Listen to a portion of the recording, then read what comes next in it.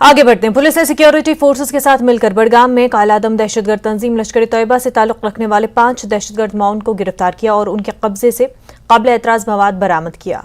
तमाम बरामद शुदा मवाद को मजीद तफ्तीश के लिए रिकॉर्ड में ले लिया गया है। तहकीकात शुरू कर दी गई है। पुलिस स्टेशन खाग में कानून की मुतल्लिका दफात के तहत एफआईआर दर्ज की गई है। पीडीपी की सदर महबूबा मुफ्ती ने जम्मू कश्मीर से आर्टिकल 370 की मनसूखी को लेकर बीजेपी हुकूमत को जमकर निशाना बनाया। उन्होंने कहा कि मरकजी हुकूमत ने गुंडों जैसा रवैया इख्तियार किया था। कोई मुकदमा चलाए बगैर लोग जेलों में डाल दिए गए, एजेंसियों के जरिए लोगों को धमकाया गया। महबूबा मुफ्ती ने सवाल पूछा कि इतना सब कुछ करने के बाद वो लोग हालात नॉर्मल होने का दावा कैसे कर सकते हैं। महबूबा मुफ्ती ने मजीद कहा कि सुप्रीम कोर्ट के जज जम्मू कश्मीर को मदऊ किए गए ताकि उन्हें यह बताया जाए कि हालात ठीक है। महबूबा मुफ्ती को उम्मीद है कि सुप्रीम कोर्ट के जज साहिबान समझदारी दिखाते हुए जम्मू कश्मीर के लोगों को इंसाफ देंगे। महबूबा मुफ्ती का कहना था कि उन्हें सुप्रीम कोर्ट और चीफ जस्टिस ऑफ इंडिया पर पूरा यकीन है।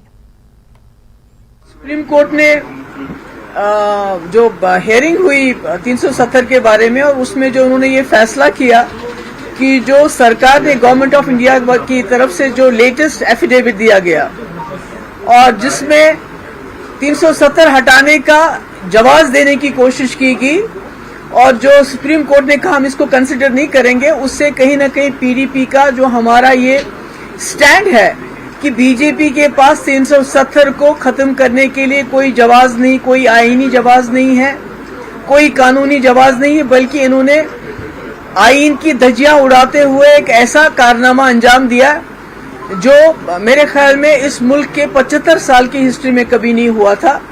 तो इसके साथ साथ उनका ये दलील देना कि 370 को खत्म करने के बाद जम्मू कश्मीर में हालात ठीक हो गए, मगर मुझे उम्मीद है कि ये तमाम जज साहिबान बहुत ही दानिशमंद लोग होते हैं, ये लोगों की तकदीरों का फैसला करते हैं।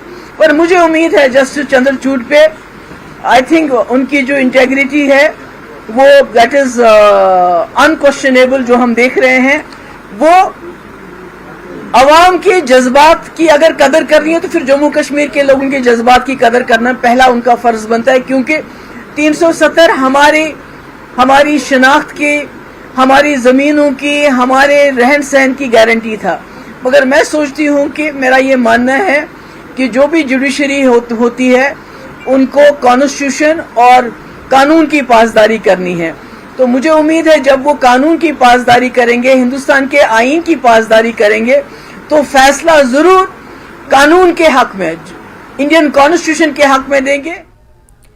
बीजेपी पीडीपी सदर महबूबा मुफ्ती के खिलाफ वज़ीर-ए-आज़म और वज़ीर दाखिला को तौहीन आमेज नामों से पुकारने पर हद की इज्जत का मुकदमा दायर करेगी। बीजेपी के सीनियर लीडर और तर्जमान अल्ताफ ठाकुर ने कहा कि दफा 370 को ये सिर्फ बीजेपी ने नहीं हटाया, बल्कि 370 से ज्यादा एमपीज के वोटों से ऐसा किया गया। उन्होंने कहा कि महबूबा मुफ्ती दफा 370 की बहाली के लिए लड़ने का दावा करती है, जबकि उनकी पार्टी के पास एक भी मेंबर पार्लियामेंट नहीं है। पीडीपी सदर महबूबा मुफ्ती ने आज प्रेस कॉन्फ्रेंस में ये कहा कि जो बीजेपी है वो गुंडों और बदमाशों की जमात है, क्योंकि उनका कहना है कि जब 370 हटाया गया था यहाँ पे, उसके बाद जैसे गुंडे किसी घर में घुस के मारपीट करके वहाँ पे लोगों को खामोश कर देते हैं, उसी तरह से यहाँ किया गया है। और अब कोर्ट में बताया जाता है, एफिडेविट पेश किया जाता है कि यहाँ पे सब नॉर्मल है। क्या कहना चाहेंगे इस बारे में? देखिए, जहाँ तक 370 की बात है, 370 जब 2019 को 370 और 35 एक खत्म हो गया है, तो कहीं पे एक प्रोटेस्ट भी नहीं हुआ और कहीं एहतजाज भी नहीं हुआ और एक आदमी भी आपने सड़क पे नहीं देखा। उसका मतलब है कि जो कश्मीरी लोग हैं, कश्मीरी और जम्मू कश्मीर के लोग 370 को नहीं चाहते थे। वो समझते थे कि 370 से हमें कौन से नुकसान होते और हमने पिछले 70 साल में क्या खोया है और क्या पाया है। 370 खत्म होने के बाद जम्मू कश्मीर के हालात चेंज हो गए। आप इकोनॉमिकली देख लीजिए, आप टूरिज्म देखिए, आप जितने सेक्टर है उन सेक्टरों में सारी चेंज आ गई और जम्मू कश्मीर आज अमन और तरक्की की राह पे चल रहा है। और जहां तक महबूबा जी का इल्जाम है कि भारतीय जनता पार्टी गुंडों और बदमाशों की जमात है, मैं महबूबा जी सवाल करना चाहती, क्या आप देश के प्रधानमंत्री जो कॉन्स्टिट्यूशनली उस पोस्ट पे बैठे हुए हैं, क्या उसको आप गुंडा और बदमाश कहते हैं? क्या देश के गृह मंत्री जनाब अमित शाह उसको आप बदमाश और गुंडे की लक़ब से कह रहे हैं? जहां तक पीएम और होम मिनिस्टर साहब का ताल्लुक है, हर एक पार्टी लाइन से उठकर वो देश की के प्रधानमंत्री और देश के होम मिनिस्टर है और एज पर इंडियन कॉन्स्टिट्यूशन उनका रेस्पेक्ट, उनका एहतराम हमें करना चाहिए, वो किसी भी पॉलिटिकल पार्टी के साथ हो। लेकिन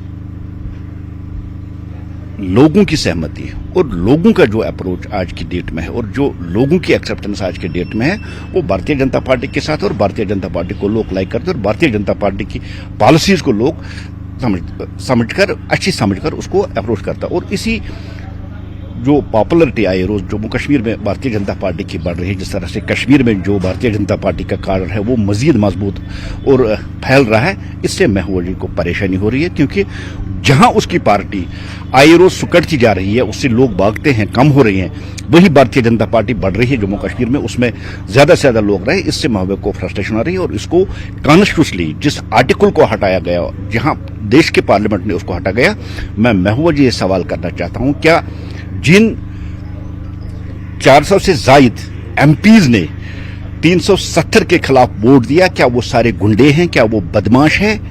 क्या आप उन लोगों के जज्बातों के साथ, जिन लोगों ने उनको वोट देके चुना है और पार्लियामेंट भेजा है, कि सारे देश के वो लोग गुंडे और बदमाश हैं जिनको उन्होंने चुना है?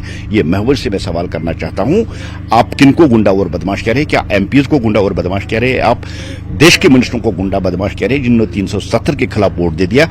और अपने जो लोग आपके ये हैं, जो मुख्तलिफ जो किस्मों में यहां मुलव्वस है, उनको आप शराफत की लासन दे रही है। भारतीय जनता पार्टी इस फैसले पे गौर करेगी और आने वाले 1-2 दिन में, जिस तरह से उन्होंने देश के प्रधानमंत्री की बेइज्जती की है, देश के गृहमंत्री की बेइज्जती की, और 400 से प्लस जो एमपीज है उनको गुंडा बदमाश के लकब कहते हुए लाहेअमल तैयार करेगी। हम इनके खिलाफ डिफेमेशन केस भी करेंगे और आइंदा जो आने वाला अमल होगा वो हम देखेंगे इसके खिलाफ कौन सी कार्रवाई की जानी चाहिए। और जहां तक कोर्ट का ताल्लुक है, कोर्ट के फैसले का भारतीय जनता पार्टी एहतराम करती है और ये इंडियन कोर्ट है, और किसी भी सूरत में जो यहाँ की जुडिशरी है वो देश को टूटने नहीं देगी, देश में अलगाववाद की भावना उठने नहीं देगी। हमें कोर्ट पे भरोसा है, हमें कोर्ट के फैसले का इंतजार करना चाहिए, खुद ब खुद फैसला आ जाएगा।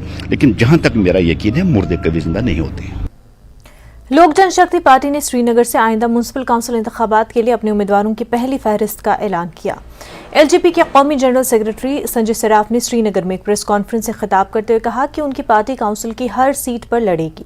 संजय ने सालाना श्री अमरनाथ जी यात्रा के लिए मकामी लोगों की अनथक हिमायत के लिए उनका शुक्रिया अदा भी किया।